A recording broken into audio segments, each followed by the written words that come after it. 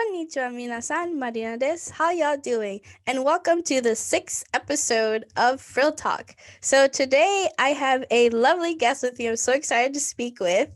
Jade, how are you doing? Hi everyone, I'm doing okay. I'm hanging in there. Pink Energy is doing the best that it can with the way things are going on in the world. But we're out here proud, so that's what matters. That's awesome. Yes, I obviously love your pink energy, everything. I exude it there with you. So so for the audience, tell us, how were you first introduced to Jfashion? So this is so embarrassing. I know a So little my bit first since I listened to your O-kei Podcast episode. yeah, my first introduction into Jfashion was through anime. It was because I watched it was Vampire Night, Paradise Kiss, and so I loved the styles there. And that was in middle school. And so I briefly looked through it. I was like, that's so cool. And I would peek at it every now and again over the years. But I myself didn't start dressing in J fashion until it'd be about like almost 4 years ago now. So I had a large gap before I jumped into the community and actually started dressing for myself and enjoying the community. That's awesome. And since you exude that pink energy, I think you said, I remember in the OK Podcast episode, you said pink is the glue to your style. So what attracts you to pink? I'm just curious. Oh my goodness, that was a really good way of defining my style, and the only time that I was actually very clear about what my style is like. I would say that pink for me, initially it was a very like positive and feminine color, but as I've grown and gotten more mature, the meaning of the colors changed for me. So now I see pink as a limbo color. It's a transitional color because it's between red and white. And so that's how I view myself. I'm in the middle of wherever life is taking me, and that's what pink means for me. Oh, that's awesome. So then, was there ever a time that you wish you got into J fashion earlier?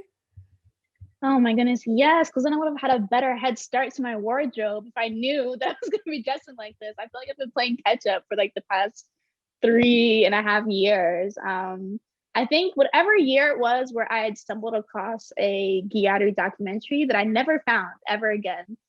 That should have been the year that I started somewhere along J fashion, but I didn't. And I just was like, oh, I guess it's just not for me because I wasn't seeing people that look like me in the styles. And so I just like brushed it off. And if I had started earlier, who knows? Maybe I would have had like, I don't know, a J fashion book or something like that. I don't know. My whole life would have been different. Oh wow. So tell me, what started Jaded Island? And please explain to the audience, where is or what is Jaded Island? Okay. So Jaded Island, where do I begin?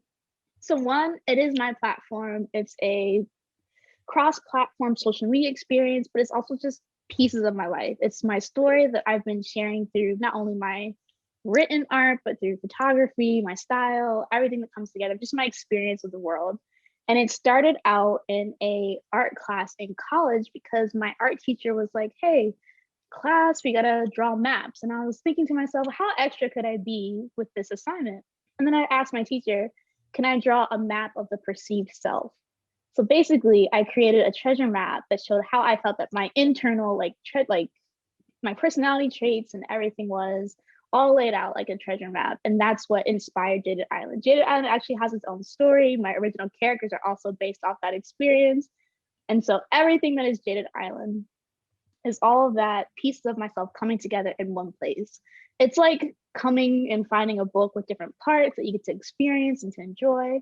And it's just me. It's my art. It's my voice all in one space. And I have no limitations on Jade Island. It is all me. I am my own boss. No one can tell me what to write.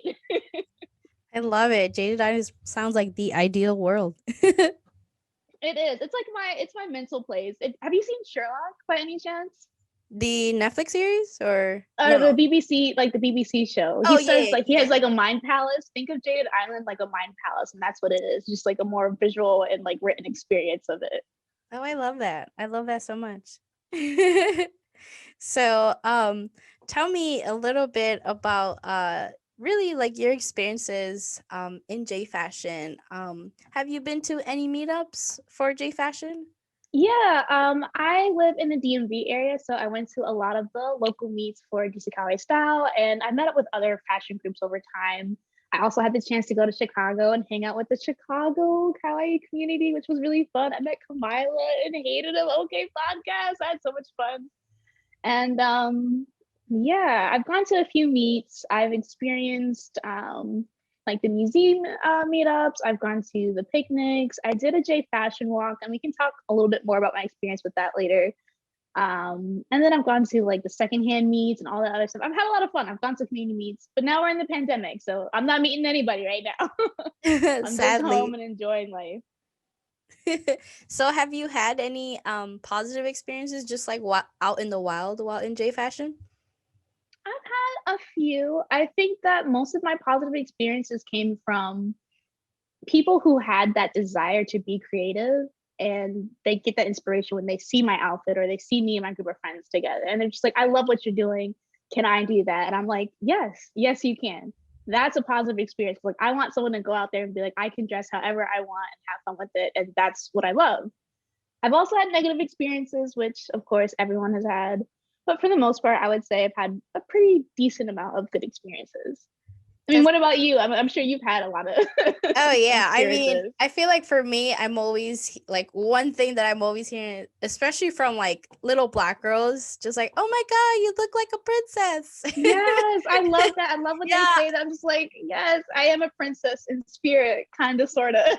yeah. It's just because like if you're just dressed like as like a pink fluff ball or whatever, not even specifically Lolita, like just little girls, not just like little Black girls, but like in general, they're just like, "Wow, are you a Disney character? Are you a princess?" So it's always a great experience. So while you were out in the wild or even at meetups, have you had any negative experience? I think you said that you have a few. Yeah, I've had interactions with the less melanated folk of the community that were kind of like, "Ah!" And I've also had experiences in community settings where strangers, or do we call them normies when they're not in J fashion? I think so. I don't know. Normie, the people that don't dress the way we do, when they interact with us in a negative way. I was not a big fan of people like crossing my personal boundaries by like taking pictures without my permission. One meet we actually had, well, this guy actually asked to take pictures, but he actually followed us on our walk to a bookstore, and he was documenting us for his project. And I was like, that's a little awkward and uncomfortable, but I mean, at least he asked first. But yeah, there are some meetings or meets that I would go to and I really had a good time. And then others where I'm just like, I think that things could be a little more inclusive or like handled a little bit differently. I've had issues with my personal chronic illnesses and like the accessibility of attending some meets. For me personally, I love the J Fashion Walk for what it means for the community and its, representation with J Fashion history as a whole. But like for someone like me, I can't do these long walks. Like my asthma and things like that. Like it doesn't go well. And then when I have to sit out, I feel like very not included or not a part of the community at that time. So I can't keep up with everyone. I have to sit to the side. I have to get my breathing in order because like the one thing that I suck at doing is breathing, right? And it kind of sucks. And there are other things too. So some of the cafe meets, I really like those too, but with people with dietary issues, for instance, not everything that's like enjoyable for like the tea meetups is good for people who have allergies, for instance, or dietary restrictions, like myself again. And that wasn't a fun time either. So I have to sit there kind of awkwardly and be like, oh, I can't actually have the macarons, or I can't actually eat this cake. It looks really Oh, cute. that's so sad. And then when moments like that happen, people are just like, oh, I feel bad that you can't eat this. I'm like, I can't really miss what I've never had, but it would have been nice if people had another option. Like, even though these are like personal issues that I have, there are others in the community who need more accessibility when it comes to attending J Fashion meets, whether that be wheelchair access for one, if the venue allows for that, how close parking is for some people, because like if you have to walk super super far, like that's also like by the time I get there I'm exhausted and I have to sit out a good 15 minutes just to like recharge and get my breath and breathing back in order. And that's something that I wish more people thought more about when they plan J Fashion meets. And it's like, yeah, I want to be a part of the community. I want to be at these meets. I want to hang out and socialize. But like, I'm spending a good chunk of time just trying to breathe. And sometimes I'm like, maybe if I hosted events, I could kind of show what being more inclusive like that for chronic illnesses and things like that would look like, so that people would be more aware of what that setting should look like, whether it be from just being in general, like physically more accessible, and then to the dietary thing. There was only one meet where there was actually a secondary option for dietary issues that I've attended in my Jfashion career. Wow.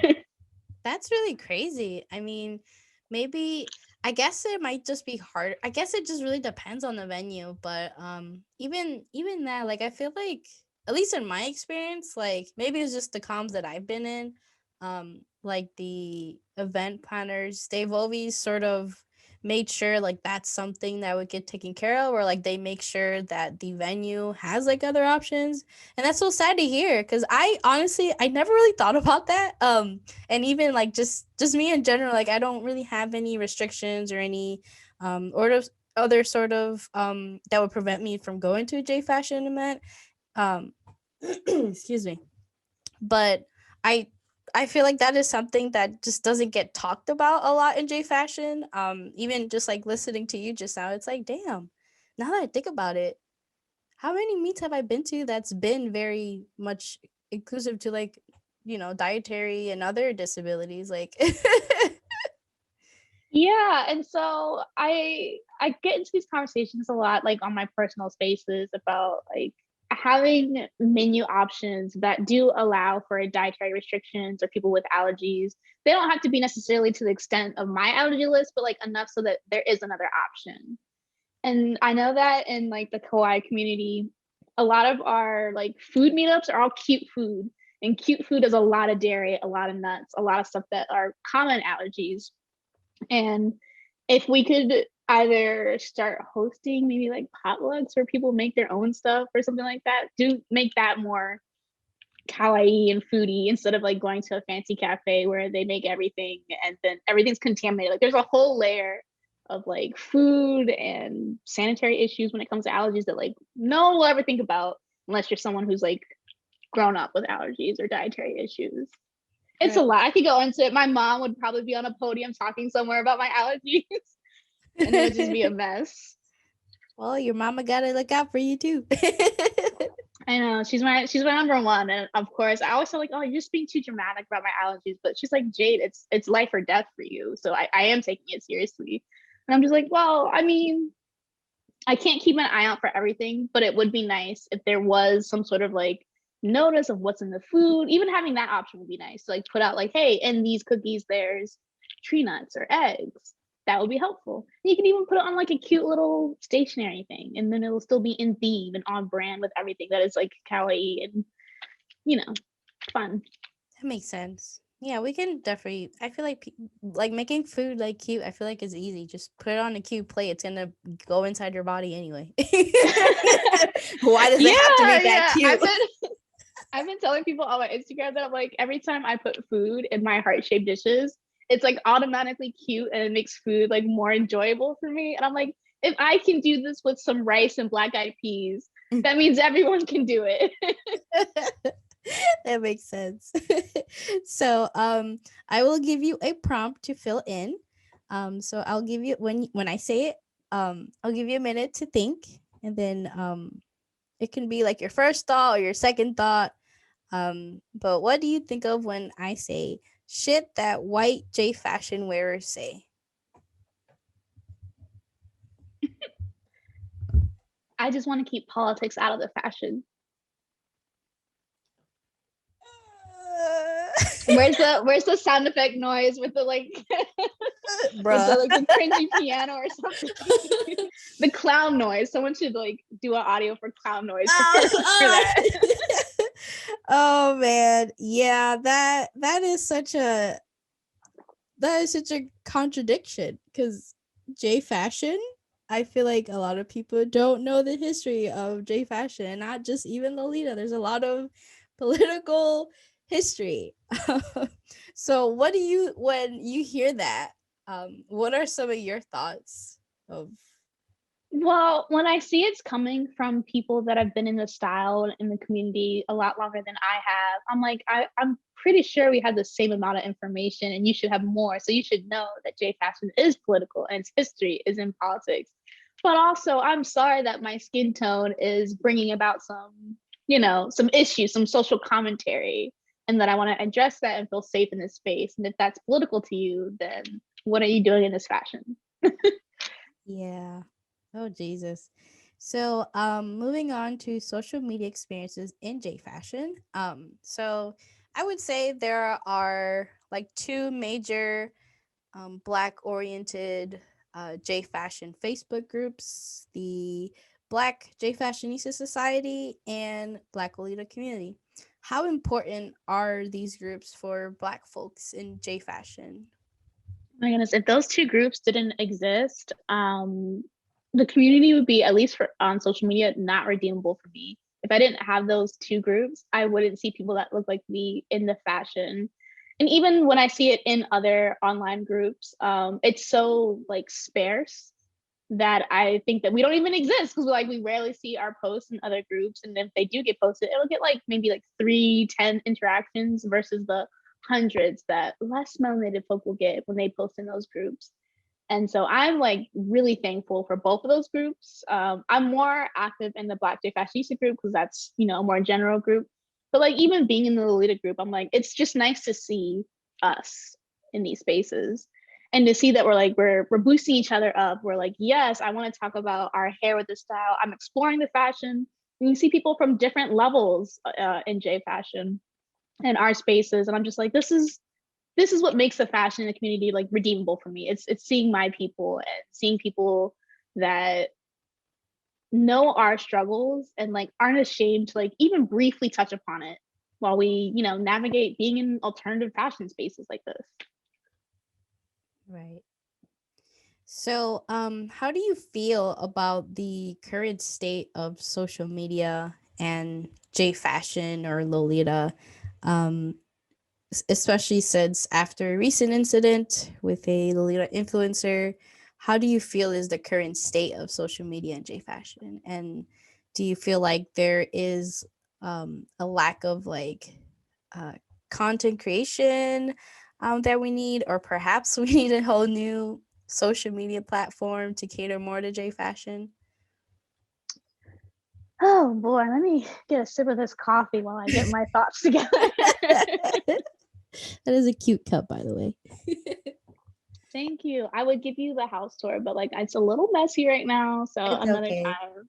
My room's also messy. It's the depression mess where I'm like I haven't cleaned yet, but I'll do like a sporadic cleaning probably in a couple of Yeah, days. I feel that. All right, social media and J fashion. I think for Black J fashionistas, it's not the most positive space for us to be in right now. But while the community can be kind of iffy, to put it mildly, there are spaces where we can be brave and where we can like commune as a people. And I'm grateful for those spaces and for those platforms. The Black Lolita community, Instagram is really nice. If it wasn't for social media, Kawaii Riot wouldn't have taken off, and that's equally important. So I can't dismiss the fact that without social media, that platform wouldn't exist. And I think social media can be used a bit better in general, but for now, at least with J fashion, there is a lot of focus on the visuals, the toxic positivity, unfortunately, and it can be kind of hard to have serious conversations on social media. So that's really what my hang up is in general. I mean, I can speak all day about the trauma of social media. Oh man. I mean, it's just like I want social media to be a space where like we can share our stories and be accepted instead of tolerated or put in places of tokenism, for instance. I want our social media to be a space where we can just be ourselves. But with the way things are going, especially with how marketing and brand stuff has been shifting towards, it's making social media less of a storytelling place and more of a where can I buy this sort of place. Like, I'm here for the art, for the people, but alas, I got brands shoving things down my throat every 5 seconds. Yeah, especially since Instagram made that update with the shop tab on the Hmm. yeah, it's just like I'm not here to shop on Instagram. I just want to see pretty people. Yeah, like I want to see pretty people. I want to see like how their lives are going and like when they're happy or even when they're sad. Like I want to just be present and like be be a part of that experience. Like I want the community aspect of social media that we should be having, but we're losing it as we get more into the whole capitalistic influence that social media is going in. Oh, Will well, it get better? I don't know. only time can tell.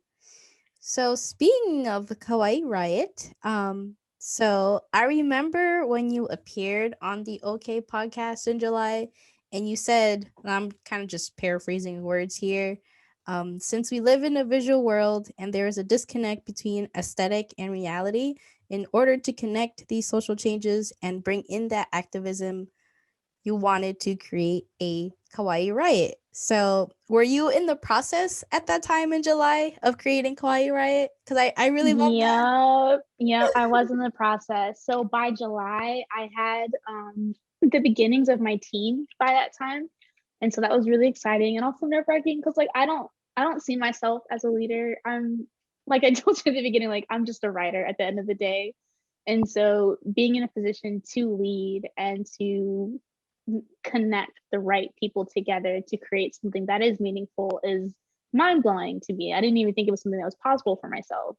But the platform is so important. And I think by July, I was just like, I was so sick. I was just sick of the white aspects of the J fashion community. And I got fed up. Like my pink energy was like at all-time zero. I was about to shift into red energy because like that's how frustrated I was. I was like, I'm tired of people just being so passive about things that are like real world issues. And it's just like, yes, I can look cute, but I'm still Black at the end of the day. So that's not going to go away. I can take all this off and look like a regular old Nancy, but I'm I'm Black 24/7, all 365 days of the year. That's not going to change. And the issues that come with being Black in America, they're not going away anytime soon. So like I got to do my part. I got to do better. And the alternative fashion community has no excuse for not being political when the fashion itself comes from politics. Like it makes no sense. Make it make sense, as the kids say. So then, speaking of the Kawaii Riot, for the audience that might not be aware of what Kawaii Riot is, can you just shortly or briefly explain what is the Kawaii Riot? It is another multimedia platform similar to Jaded Island, but this is more where Jaded Island is a personal experience, Kawaii Riot is a community experience. It's intersectionality. It's exploring experiences that weave together social issues with our fashion. So we get the nuanced aspects of like, being in J fashion and how to support Black businesses, for instance, or how being asexual and J fashion work together and things like that. And so basically, it's just a platform for advocacy, for being a better ally, and just doing the good Lord's work. Because no one else can do our work, apparently. Yeah, apparently not. So then, since it's February, Black History Month, how can we continue to uplift Black voices after February? What are some of your thoughts of helping with that? Well, first of all, if you see a social media trend that requires you to put a Black square, let's not do that. That's going to be my first advice. When it comes to uplifting Black voices, I think taking time to engage, even if it's just one person at a time, is better than doing nothing at all. We don't necessarily need a whole bunch of following circles, if that makes sense. Like, oh, I'll follow these few creators, like because there's so many of us, and so it's really hard to put all of us together in one space. And there's different voices and experiences that will be left out when we continue to do stuff like that. So I think that the best thing to do is just engage with the community, sit down and listen to these experiences, look through the voices and the people who are speaking from our community. And instead of just doing a whole follow train, which I mean, that's fine and all, you can continue to do that. Just start engaging with that content and learn from it. And that's the best thing that you can do all year round instead of just in February. That certainly That's sounds like this podcast. yeah. And there's platforms like this, Kawaii Riot and O-kei Podcast, like they do cover intersectional issues within our community, and I think that supporting those platforms is really important. So for people at home, this is definitely a platform that you should be supporting all year long. Alrighty, so our next segment, we will be talking about white influencers, apologies, and allyships. With the recent events, how do you feel is the overall state of the Western J fashion community? Even though some of the issues that happened was more Lolita specific, it does trickle to other J fashion styles. How do you feel about that? Where are we right now? You know the phrase that came out, silence is violence? We're still kind of stuck in that for the J fashion community, unfortunately, especially in the Western part. Um, while yes, people will share a few links every now and again, overall in general, people just tend to be kind of silent and turn a blind eye and refuse to actually engage in the conversation, join in on the discussion, learn from it. And that's disappointing because we're in a rebellion fashion, literally and figuratively. So it would be a lot better if people actually took the time to sit with us or learn from us and just practice being a better ally. It's not something that's going to be done immediately. It's something that takes time. It's a lifelong thing. So we're still in a silent area when it comes to how inclusive and accepting the J fashion community is. We just turn a blind eye, and I'm trying to get around that as best as I can. But we are about two people, Marina. So what can we do? I don't know.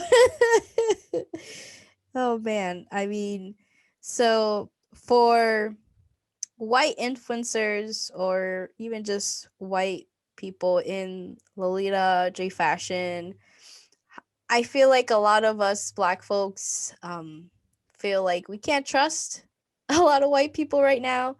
Um so how can white J fashion wearers help um restore trust or help contribute content to uplift black voices in general, even if it's to Lolita or doesn't have to just be J fashion specific.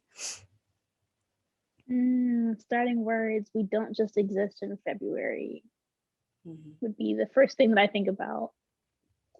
I think for white influencers, when you have a platform, and it is so much easier to build a platform as a white person, um, being conscious of what you can do with your influence is important. How you use your platform is also important.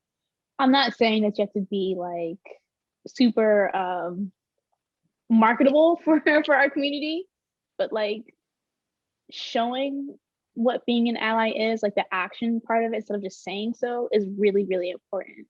Like I'm really tired of seeing the hashtag BLM supporters in Instagram bios, but then I'm going through your content and I'm just like, oh, this is definitely doing a great ally thing right now. You're doing a lot. You got the hashtag there, but like outside of that, what else are you doing? If you could show that action with that platform that you have, that you were blessed with, then that would do wonders for the community. Even outside of just supporting Black Lives Matter, talk about different aspects that impact being Black. The sustainable fashion movement, for instance, talking about poverty alongside of that would be important. The fashion industry is not kind to Black and brown bodies in general. Being more honest about how our fashion is not accessible for everyone. Not all of the fashion pieces are adaptable or plus size friendly and things like that. Just being honest and open about that will also set the example for everyone else. So if you have that platform, doing so would do a lot more for the community than just, posting our favorite brands every 2 days. Right. So, how can we learn and grow from Tyler's video? Girl. Well, you know how I felt about that video. We all said what we said, so I think Yeah, that I said what I how we said. feel.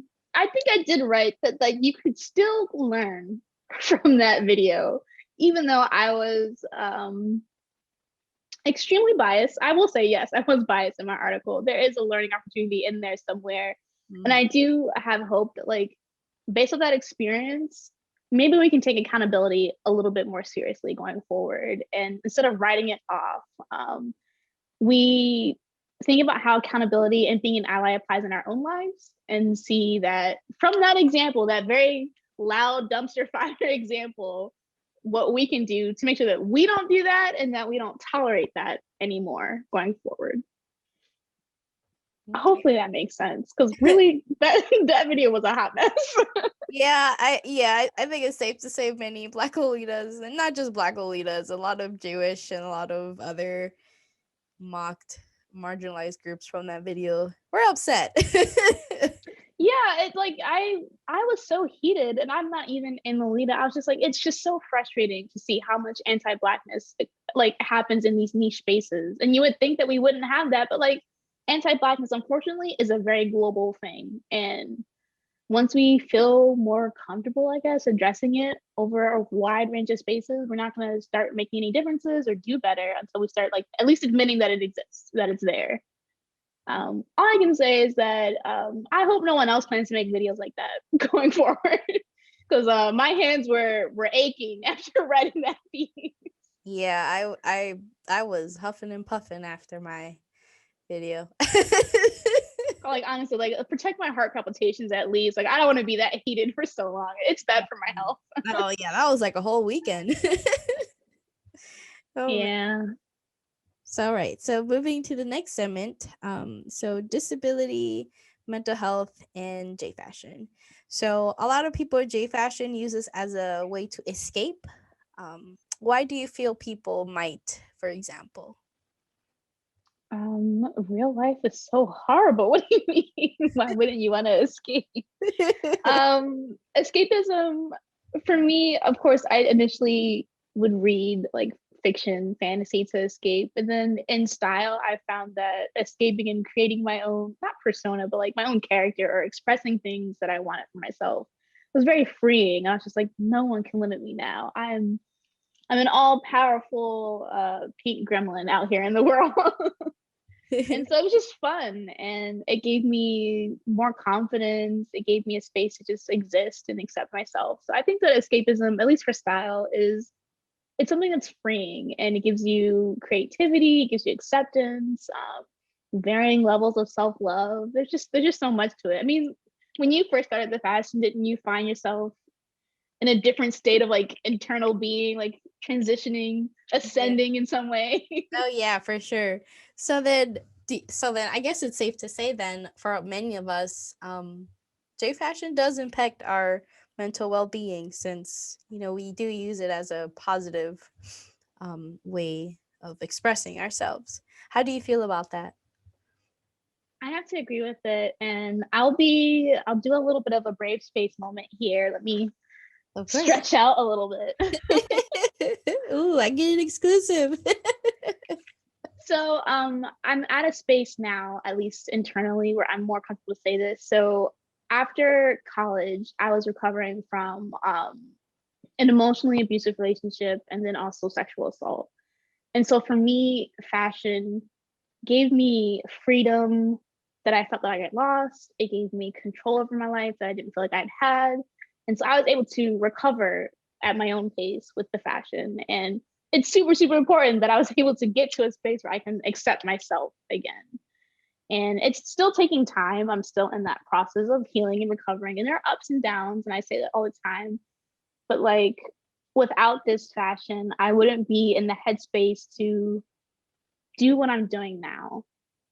And so without it, I honestly don't know where I would be without J fashion right now. And it's kind of scary because I'm just like, what if I didn't put on some giant buttons a few years ago? Where would I be now? Would I be writing still? Would I have just lost myself completely? But I found my voice again with this style, and I'm very grateful for that. Thank you, George Jade. That's it's so much. Yeah. I'm like, I feel like I'm such a style. Like, I know people have like better stories and inspirations for their style, but like for me, it's just like I literally was able to find myself again. And even though it's something really small, it's like really important for me. I mean, I see that Woo. as an inspiration, and I appreciate what you said. So then for those that are listening that might be struggling with a mental illness that uses J fashion, do you have any advice or maybe words of encouragement for them? Yeah. If you were like me and you see the fashion and you didn't think that you could be in it based on where you are in life, or even how you look, doing things one day at a time is what's helped me get through a lot of what I'm recovering from. And so my wardrobe started with accessories, and I just started playing around with clips in my hair. And then eventually I shifted to having pink hair as a regular thing. And I'm not ashamed of my natural hair in any context. I just like the freedom and the option of just changing the color of my hair, with the switch of a wig flip, just taking things one day at a time, and you'll get to a point where you're like wow, this entire cord is beautiful, and like you'll go from a few accessories to an entire like over the top outfit, and it'll be such a beautiful transformation, and you'll start to love things about yourself that you didn't see before. um or I'm not a big fan of the size of my eyes, for instance, but I've come to, with inspiration from some of like the makeup artists from the community, I've been playing around with that style of eyeshadow, the doll style, colors, and I've come to appreciate that I have a canvas. I have enough eye that I have a canvas that I can do a lot more with. And it's freeing. And each day that I play around with makeup, even when I mess up, I'm just like, I'm accepting these imperfections and I'm working with it. And I'm just loving who I am one day at a time. Thank you for that. So, continuing with more of disabilities. So, a lot of us, including myself, we have the privilege of being able-bodied, and you touched on this earlier. Um, how can we, as a community, help those that aren't as privileged? Even if it's like dietary restrictions, how can we help those people? I think it's important, like the same way that we still need to listen to like Black voices or other people of color, listening to people from that side of the community would be important. A lot of us are just in a corner somewhere, just hoping to get through a meet. And if you take the time to, I'm not saying that we should be moderators or anything, but like if the mods of groups or community leaders start asking us like what would make this more accessible, and then start practicing that and implementing that, then it'll be a game changer for people like us going forward. So just listen, see what we recommend. For me, instance, the dietary thing, writing out the ingredients for those special food meats would be really helpful, and that's a really big thing that'll help not only just people with allergies, but people who can't eat things that are not halal, for instance. If they know that it's not like safe for them to eat, then they won't eat it. Knowing that tea has milk in it would be very helpful. Little things like that will make a difference for how the experience of those meats happen for people like me. Do you need a second, Jade? Do you need a break? I do. That was a lot. Yeah. I'm like, I'm on an allergy roll. I'm not trying to. No, I'm not saying that I'm a big advocate for like allergies and dietary issues, but I feel like my mom right now. No, it's okay. It's okay. That was a lot. I mean, thank you. No, honestly, this will be edited out, obviously, but like honestly, like thank you. I appreciate that. And of course, if that when I edit it, and if you want to cut that part out, you can. It's up to you. So don't feel like I'm only gonna have it there. But Oh no, you can like honestly being honest about the fact that like I did need a break. That's a part of what my experience is in general. Like I do have to take breaks. Even with my hands and writing, I have to take breaks because I have carpal tunnel issues at this point. So I can't do my long writing stunts. So like literally each piece that I'm writing, it's like literally taking everything from me. Oh man. Oh. But yeah, you can keep it in if you want to and just be like, this is you can do like a little comments. Like I kept this in because Jay wanted to be honest, but like having to take a break. Okay. I'll like put like a little note then. So we are back from our break, and we had decided to twin in our little twin stars in Japan, LA kimonos because we have the same one. So Jade, tell me, how in regards of Black mental health and J fashion, do you feel like Black people in J fashion have a different mindset or experience it differently from other folks? Yeah, not to reference that redacted Lolita video. If we take that as an example again, think about how our voices were demonized when we were heard. And so if you use that as like a setting an example for how mental health is treated as a whole, it's not going well in the J fashion community. It's already difficult enough to voice about our experiences and even talk and have these conversations about mental health issues. Because people will write you off, for one. They'll say that you're dramatic, that you're being too emotive, too vulnerable. And it's very difficult to be in a space where, like, I'm a sad bitch. Let me be a sad bitch, you know? Unfortunately, with how like colorful our fashion is, we tend to like assume that everyone's life is just like positive, and so we kind of write off real world issues and things like that. And I would like for us to get to a space where we can have these discussions and it still be like, yes, you're in pastel fashion, but like you're also talking about dealing with depression or well, for me in my case it's manic depression, so like talking about that and being accepted instead of just written off like, oh, you're just so positive. My least favorite phrase to hear in the community is like, oh, you're so strong. I'm not strong. I mean, yes, strength exists, but I wouldn't consider myself strong. I'm actually tired of hearing it at this point. Another piece that I wrote was the lament about a Black woman's strength and how that's at this point used as a phrase to write off any other emotion that we might feel in any context or situation or an event. And to be honest, after that video, I was just really disappointed in general with how their voices were written off, how they were demonized, how they were used out of context. And I want our community to do better, be better about that, because mental health is a serious thing. And when we write off Black women's voices like that, I'm like, are we actually making any progress? Are we actually being as inclusive and accepting as we say that we are? Like, did nothing after the 2020 summer protests make a difference? Have there been any changes? It's just not to sound like an auntie, but like, I'm just really disappointed, guys. Oh man, thank you for that. So, I agree really because like like in that redacted video, she didn't just attack Black folks. She attacked other marginalized groups, and it's just like, okay, I get it, you know, you want to defend your friend, but again, like how I said in my video, my reaction video on Instagram, like, is this the way to defend your friend? Because I don't think it is. Like, It really wasn't. And it was honestly really scary that, like, have we gotten to a point, like, as a community where we think that it's okay to throw our friends' issues and I'm not going to use the word trauma, but like something so significant like that under the bus to create content? Are we at that point where we're just that desperate to do things like that? right, and then the next video they uploaded was a goddamn wardrobe video. It's the lack of accountability for me. I'm just like, it's so exhausting. And because I work within the sorry, like the psychology field, and I see how important therapy is and having spaces where you can be accepted and be yourself, to see so many people write off that video and just tolerate it and say like it's not a big deal, or oh, she made a really good point about parasocial relationships. At what cost?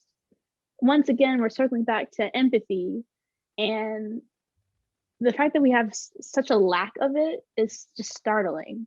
You would think that of the people who are constantly talked about or engaging with like the outer world in a negative sense most days, because like people don't always want to see us in our fashion, and they have commentary, they have words, and we deal with that on a real world basis. And then for us to turn around and do it to each other, what is the point?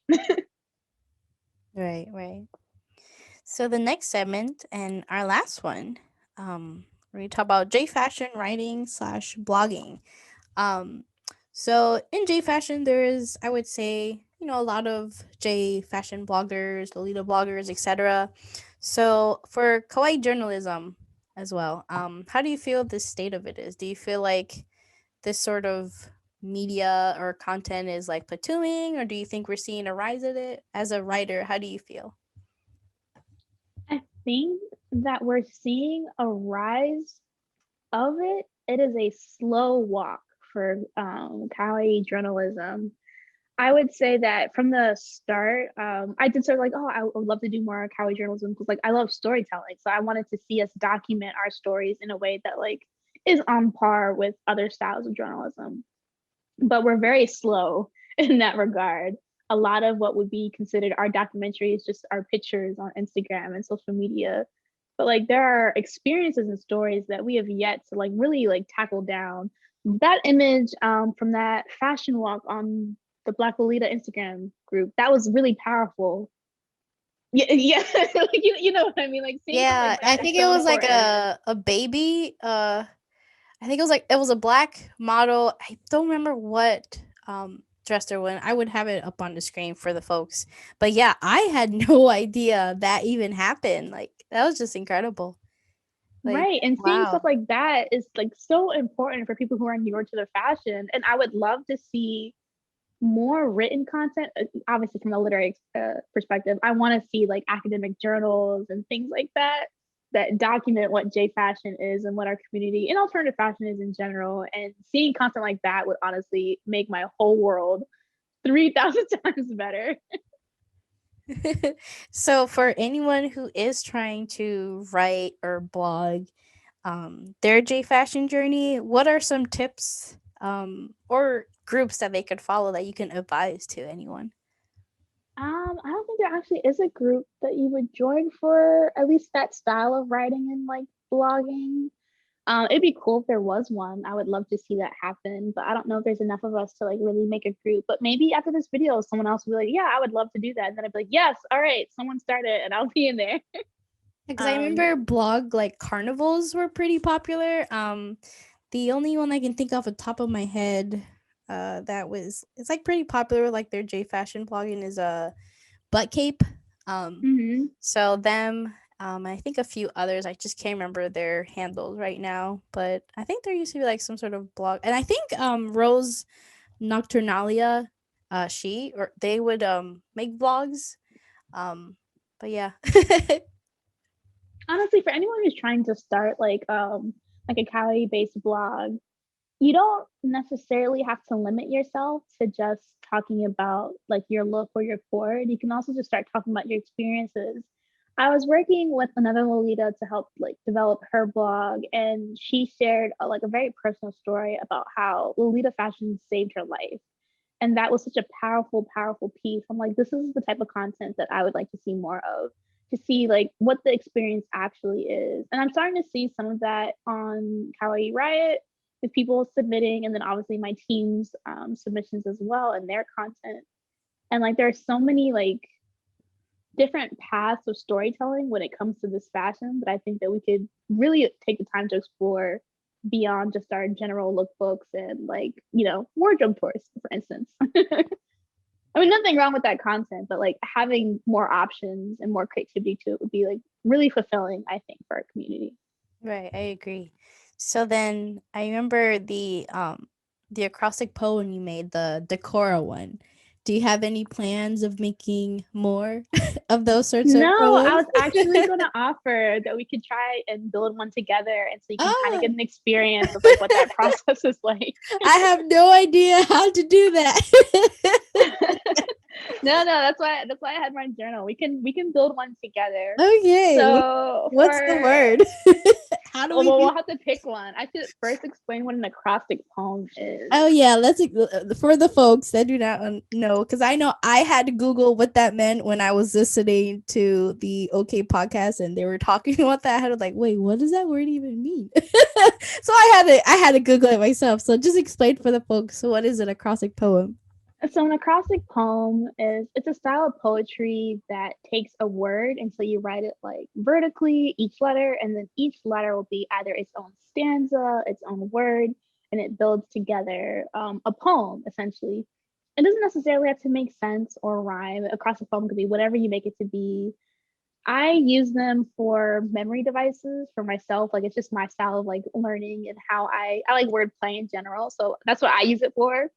And so when I was thinking about how I could take what I know and apply it in like the nuanced way for the community, that's how the decora acronym came about. Because for me, it's an acrostic poem. Even though we see it on social media, its first incarnation was just me writing out what I wanted to see from the community. Right. That makes sense. Okay, so how do we do this? So, I mean, we have to pick a word first. You're a Lolita, so we could start with the word Lolita. So you Okay. would write out Lolita. I hope it'd be so embarrassing if I spelled it wrong, even though I should know how It to would spell be. it. All right, so that's Lolita, right? Yeah. Right? Lolita. Yeah. Lolita. Not me having to double check, even though I literally write out this word every time. Oh my goodness.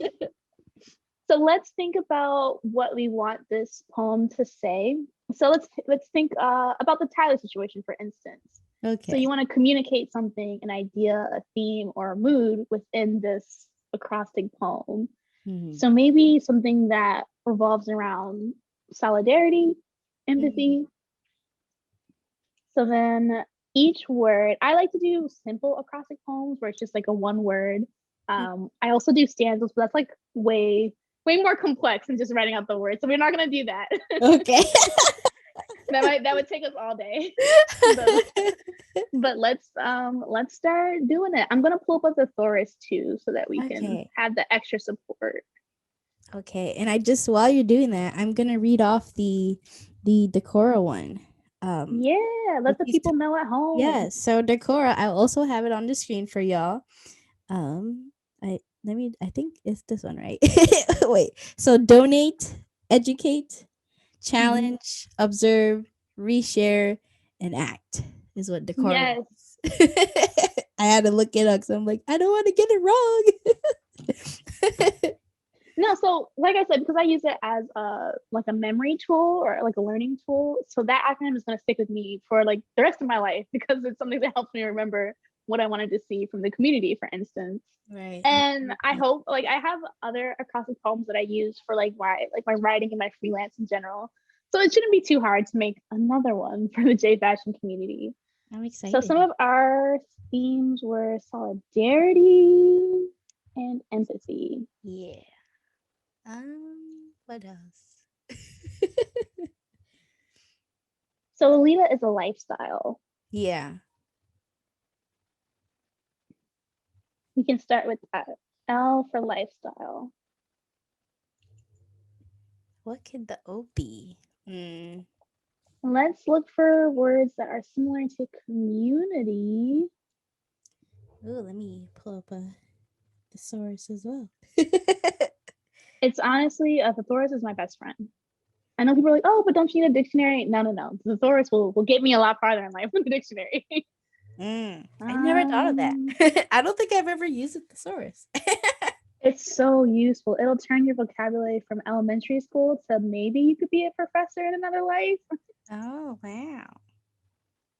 Let's see. Um, Hmm. What other words do you think of when you think of the word community? You think about the online spaces, locality. Mm. Well, tell me about your impressions of what Lolita means for you. I guess for me, I mean, one of the first things I can think of is femininity, of course. Um, Mm-hmm. just because I am also a black femme. um, let's see, strong, I think, badass. um, what's another? What does Lolita? Uh, Wow, this is such a fun brain exercise. It is. So I've done a couple acrostic poems like live as well. Like my last two, I did like poetry things. So I also use acrostic poems as a way to like process my feelings as well. Because like when I'm trying to think or focus on something, I'll start expanding on that idea. Hmm. So for Lolita, you think about strength, expression. I would say Ooh. articulation for Oh, A, because you're communicating something that is. let's see. I'm looking up words that are similar to community. No, that's a C, not a that's not there's no C in Lolita. Would you say that like Lolita for you is also like a way of expressing your truth? Oh yeah. Hmm. Expression for sure. So you have three more letters so far. Oh, wait, which Yeah, one? it's pretty like it's like it goes by pretty fast. I mean, it just depends on how long the word is really and how creative you can get.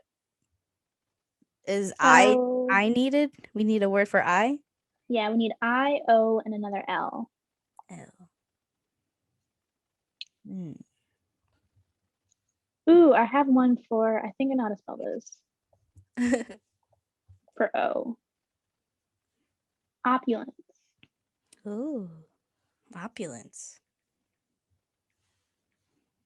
Don't even know what that word means. It means wealth. Oh, I mean, if you're in Lolita, I think It is like when you think about it, dresses like can be pretty expensive. it is like a form of wealth, even if it's not like necessarily like financial wealth. It's a wealth for yourself. Mm. So Oh, it's your treasure. You guys treasure your dresses and your core. So that's a wealth for yourself. oh, that is a very good point. And then we need an L and an I. Any thoughts? um, I feel like a lot of times in Lolita, we think outside of like the Lolita rules. So maybe like innovation or like something like Innovation is a good one for I. that. Especially since when we experiment in Lolita, like that's a Yeah, I like that. I actually like seeing when people experiment with Lolita. I know that there's like a lot of like, oh, you gotta do everything by by the the book, but P, yeah. Oh, do we have tea already or no? I had truth for tea, but you can also replace it if you think there's a better word. Oh, that's true. Hmm. Tea parties? No tea. Nah, I think truth might be better, or maybe tea. I don't know. Either or. What uh, else about Lolita do we like? Do we experience? It's also lifelong hmm. Lifelong. or longevity. Oh, That has a lot of meanings for your fashion because it's a, I think people call it a slow fashion. yeah, yeah, yeah. And there's And like so so that's many. very important for your community. Hmm. And even like anyone can wear Lolita, like regardless of age. So. Mm-hmm. So this is what we have. The Lolita acrostic poem. So Lolita is a lifestyle. It's opulence. It's longevity. It's innovation. It's truth and it's articulation. Ooh, I like that. You're welcome to use it. This is something that you also helped come up with. So Oh. feel free to keep it. Ooh, I'm gonna keep that. I'm gonna keep that in my heart. And I will also have that on the screen for everyone.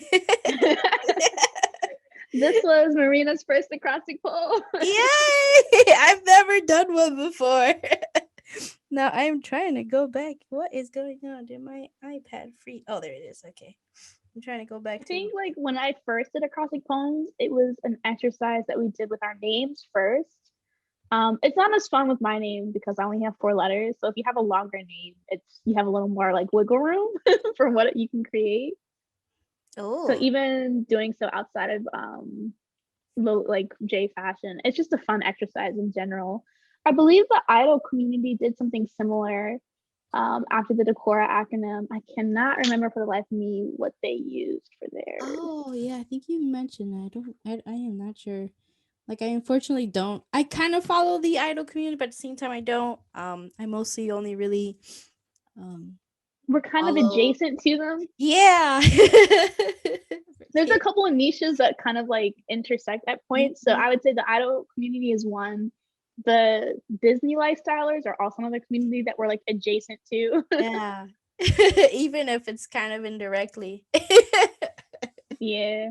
It's so interesting how similar we are to other communities. I just hope in general our community will be better. I hope the Disney community is not as horrible, but it's Oh, Disney. It's Disney. It's like only imagine. don't get your hopes up too high. Oh man, so that was. I mean, I know I wrote about anti-blackness within our immediate community, but you could also apply that to other niche Yeah. spaces. So No, yeah, for sure. I agree. So can you just say the poem one more time? yeah, so our acrostic poem is using the word Lolita, and this is what we came up with. Lolita is a lifestyle, it's opulence, it's longevity, it's innovation, it's truth, and it's articulation. Ooh, I love that. Yay. I enjoyed this so much, Jade. It's honestly a lot of fun, and I wish so I'm a poet as well. So whenever I get a chance to combine like Jfashion with poetry, I get really excited.